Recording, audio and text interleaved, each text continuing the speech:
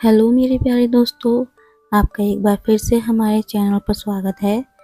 क्या आपको पता है हेलो किटी सिर्फ एक कैरेक्टर नहीं है, वो एक छोटी सी मुस्कान है जो हर दिल में घर बना लेती है। कहा जाता है कि हेलो किटी कभी भी बोलती नहीं, क्योंकि वह चाहती है कि उसका दिल बोले, उसकी मुस्कान बोले। आज हम उसी प्यारी मुस्कान को बनाएंगे, वो भी सिर्फ एक ब्लैक पेन मार्कर के साथ। तो चलिए दोस्तों, अपने दिल की क्यूटनेस को कागज पर उतारते हैं और बनाते हैं अपनी प्यारी hello kitty drawing for beginners.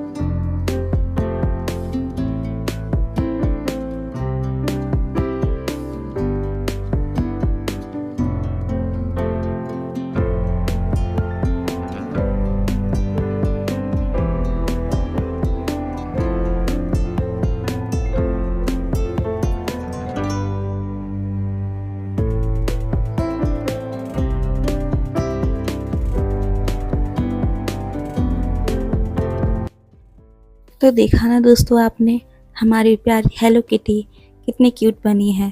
बिना किसी रंग के भी उसने हमारे दिल को खुश कर दिया है।